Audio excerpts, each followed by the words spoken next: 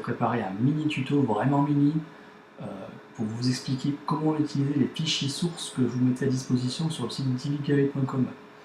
Alors les sources se trouvent ici, vous avez un petit bouton télécharger la source, quand vous cliquez dessus ça va vous télécharger un fichier zip.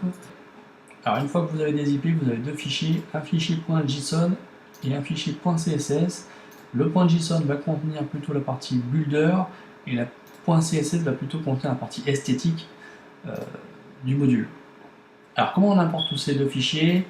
On va dans notre administration WordPress, on va aller créer une page qu'on va appeler test. On ouvre le générateur et ça va se passer à ce niveau-là. À droite, vous avez une petite flèche import-export. On va cliquer sur l'import et on va choisir ici notre petite partie JSON.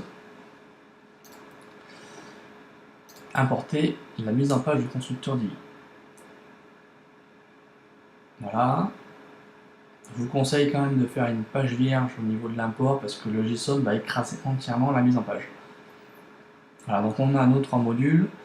Au niveau du CSS, deux options, soit vous la mettez directement dans votre fichier thème, soit vous importez ici, il y a une petite option pour importer un CSS, donc on va aller voir comment ça marche. On va prendre notre CSS, on va aller le copier, on retourne dans notre administration WordPress, donc ici vous disiez il y a une petite option, on clique dessus et vous avez une zone personnalisée CSS qui est valable que pour cette page. C'est pour ça que je vous conseille quand même de le mettre dans le thème. Alors on colle, on sauvegarde et on publie. Une fois que c'est publié, on va aller voir le rendu. Donc là, vous voyez, il y a un tout petit bug que j'ai remarqué au niveau du Divi, au niveau de l'import JSON.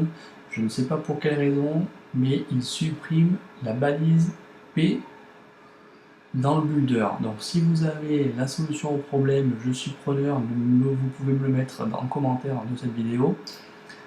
Si on fait un inspecter l'élément, vous allez voir, voilà, donc j'ai bien mon H4, mais j'ai pas de balise P. Donc pour remédier au problème, j'ai trouvé une solution rapide et efficace. On retourne dans le WordPress et on va simplement ouvrir les modules et les sauvegarder.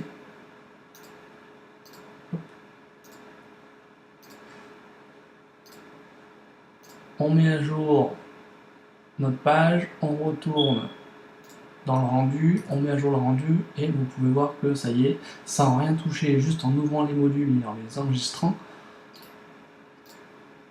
on a retrouvé notre balise P. Donc, si vous avez la solution, comme je vous dis, je suis preneur dans les commentaires de savoir pourquoi au niveau de l'import d'un JSON, il supprime les balises P. Voilà, c'est tout pour ce tuto. N'hésitez pas à vous abonner à la chaîne Divi Gallery sur YouTube afin de suivre un petit peu les nouveaux tutos qui vont sortir. Un petit pouce sur la vidéo pour l'encourager. Sur ce, je vous souhaite bonne continuation pour votre site internet. Ciao!